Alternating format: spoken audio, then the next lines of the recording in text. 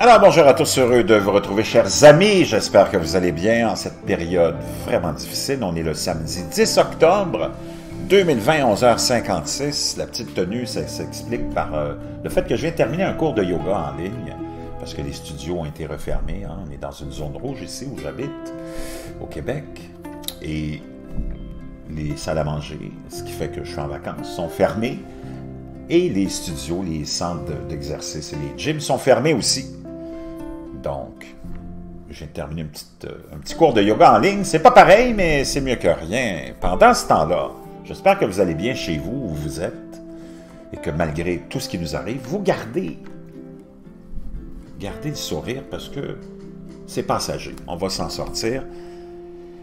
Pendant ce temps-là, si vous avez les Porsche, les Ferrari, les voitures de luxe, ben, en France, ça va vous coûter cher. Apparemment, il va y avoir une taxe de 59 000 $ sur les consommateurs d'essence de ces voitures.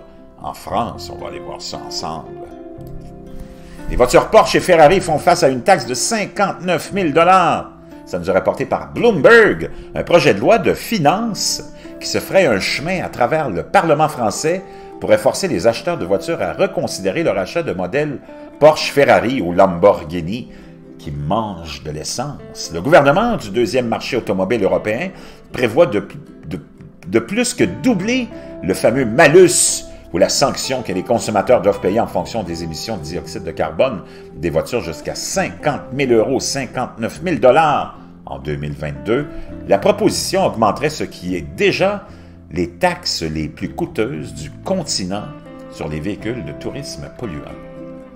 Ce serait une mauvaise nouvelle pour les supercars, les véhicules de luxe et exclusifs, et un coup d'arrêt pour les voitures importées de l'étranger, a déclaré Philippe Munoz, l'analyste chez Jato Dynamics, chercheur sur le marché automobile. Les gouvernements du monde entier adoptent une gamme d'approches pour accélérer la disparition du moteur à combustion interne. La Californie a récemment annoncé son intention de les interdire d'ici 2035. Le gouvernement chinois a investi plus de 30 milliards de dollars pour nourrir son industrie des véhicules électriques. Voyez-vous comment on voit loin chez nos frères et sœurs de la Chine. Ces gens-là dominent le monde parce que, je ne veux pas dénigrer nos politiciens, mais en Chine, le gouvernement est administré par des ingénieurs. Nous, nos gouvernements sont administrés par des avocats et des morons. Je ne veux pas être méchant, mais c'est ça.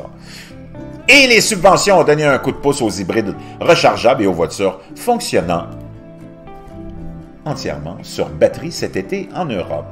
Si elle est adoptée, la loi française ajouterait à la pression exercée sur l'industrie automobile par le plan Objectif Climat 2030 de l'Union européenne, qui appelle le bloc à réduire ses émissions de CO2 de 55 % par rapport au niveau de 1990, au lieu des 40 % précédemment prévus. Pour y parvenir, la Commission estime que les constructeurs automobiles doivent progressivement abandonner les moteurs à combustion et réduire de moitié environ les émissions de CO2 par rapport aux objectifs de 2021. Les constructeurs automobiles pleurent alors que le plan climatique de l'Union européenne vise l'industrie. Donc, les consommateurs français encouragés à cesser de dépenser pour de nouveaux smartphones aussi.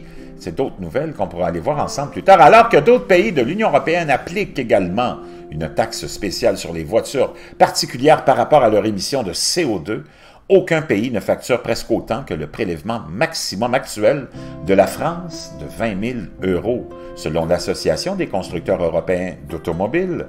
À titre de comparaison, le taux le plus élevé en Belgique et en Italie était de 2 500 €. Dans le cadre du dernier plan malus de la France, le seuil minimum pour qu'une voiture puisse prétendre à une taxe basée sur les émissions sera abaissé au cours des 2 prochaines années et les pénalités seront augmentées selon un document budgétaire du ministère des Finances.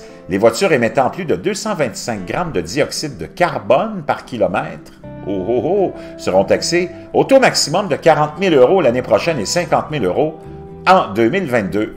La redevance est plafonnée à la moitié du prix du véhicule ou d'un véhicule. Les voitures de sport Lamborghini, Ferrari et Porsche, ainsi que les modèles de luxe Bentley, Rolls-Royce et Mercedes-Benz haut de gamme, font partie de ceux qui pourraient être frappés par la taxe de limite supérieure, selon les données compilées par Bloomberg Intelligence. Une Porsche 911 sur une sculpture à l'extérieur du siège du constructeur automobile à Stuttgart, en Allemagne. On peut voir ça ici.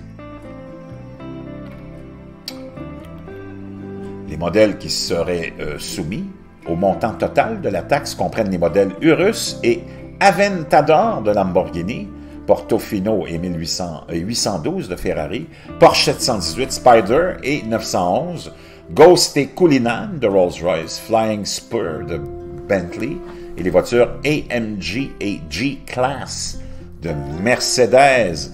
Les taux d'imposition plus élevés présentent également des risques pour les véhicules utilitaires sport à volume élevé qui figurent parmi les modèles les plus rentables des constructeurs automobiles.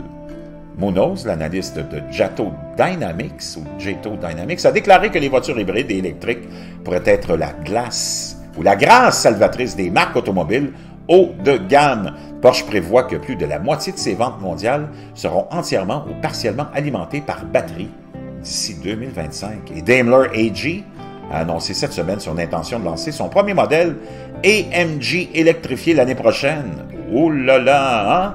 On a peur de la taxe.